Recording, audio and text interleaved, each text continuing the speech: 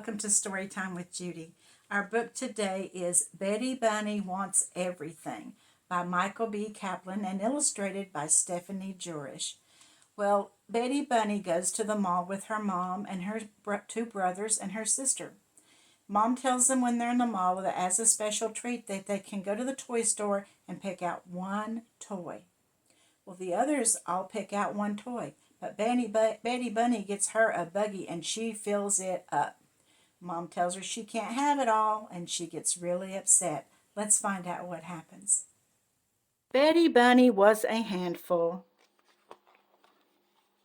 She knew this because when she was at the mall with her family, strangers came up and told her mother, "Wow, that one's a handful."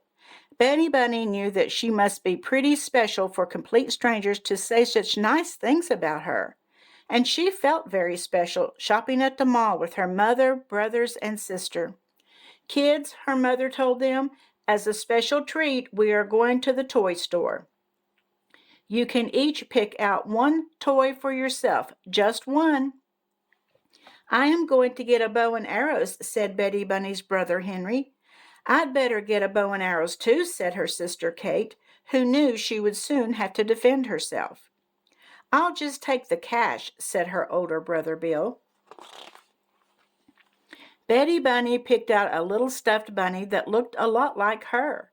"I like this," she said. "Very nice choices," her mother said. Then Betty Bunny picked out a fairy princess doll. "And this," she added. She picked out a shake and rattle music set, a techno monster figures pack, and an ultra blast rocket. "And this, and this, and this," she said. "Betty Bunny," her mother said, "I told you that you have just one toy." But Betty Bunny didn't hear her. She was too busy putting more toys in the cart: a Captain Gizmo detective kit, a spin art paint set, and a slide and splash inflatable pool. She didn't know what any of these things were or what she might do with them, but she knew that she had to have them. The little bunny's picture on the boxes looked like they were having the most fun ever.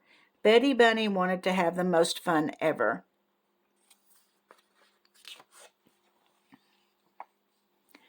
"This is for ages 8 and up," Kate said, pointing to the detective's kit. "This is going to be way too messy," Henry said, pointing to the paint set. "This is meant for little bunnies who don't cry every time they get wet," Bill said, pointing to the inflatable pool. But Betty Bunny didn't hear them. She was too busy trying to lift a giant stuffed panda. It was 3 times bigger than she was, but she finally managed to get it balanced on top of the cart, which was now overflowing with toys. "Betty Bunny," her mother tried again, "maybe you don't understand. You can't have all these toys." "Maybe you don't understand," Betty Bunny said. "I want all these toys." "You can't have everything you want," said Kate. "But I want everything I want," Betty Bunny said. "You can't be so greedy," said Henry. "Yes, I can," said Betty Bunny, and she put 5 rubber balls into the cart to prove it. "See," she said proudly. "I think you have a little bit of room left right there," said Bill, pointing to a small space in the cart under the panda's left front leg. "Thanks," said Betty Bunny as she crammed a yellow dump truck into the space. Betty Bunny, her mother tried again. "If we take all these toys home, where will you put them? Your whole bedroom will be filled up with nothing but toys." Betty Bunny thought about what it would be like to live in a room filled up with nothing but toys. The thought made her very happy. She picked up a 1,000-piece jigsaw puzzle and tossed it onto the giant panda's belly. It was so much fun that she tossed more toys onto the panda's belly, and more, and more. Henry said, "You better listen to Mommy." Kate said, "Mommy is very smart and she knows what's best." Bill said, "Keep acting crazy. It makes the rest of us look good." Betty Bunny's mother said that if Betty Bunny couldn't pick out just one toy, then she would get no toys. She paid for bows and arrows for Henry and Kate, and she gave Bill his cash. Then she scooped Betty Bunny up and started to walk out of the store. Betty Bunny saw the cart filled with her new toys as they walked away, leaving it behind. She started to cry. Then she started to scream. Then she started to kick her legs wildly. She cried all the way home. And she was still crying when her father came home from work. "What's the matter with my little bunny?" he asked. "I have the meanest mommy in the whole world," Betty Bunny answered, and she explained all about how she had picked out a few very nice toys at the toy store, and her mean, horrible, yucky mommy wouldn't let her have them.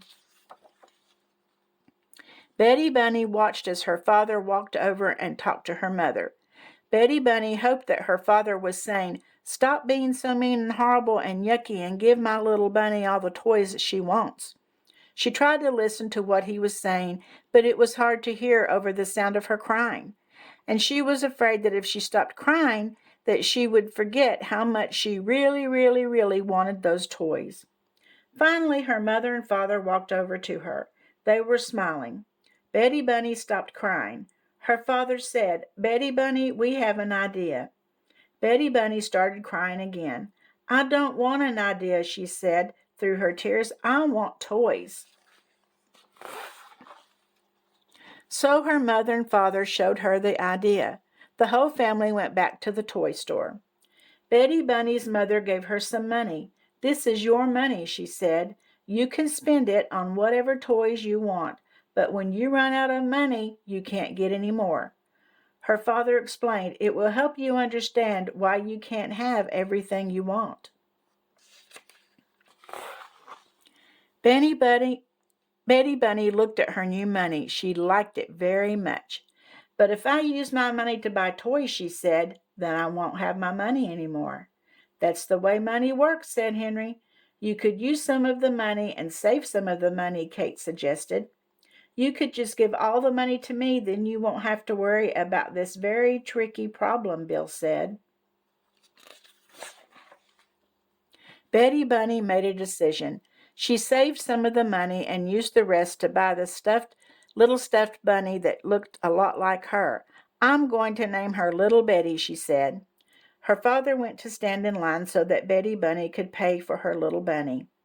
Betty Bunny got out a shopping cart and started to fill it with toys. She put in the Shake and Rattle music set, the Techno Monster figures pack, and the Ultra Blast rocket. She put in the Captain Gizmo detective kit, the Spin Art paint set, and the Slide and Splash inflatable pool. As she was about to put the giant stuffed panda, her mother said, "What are you doing? I thought you understood that you can't have everything."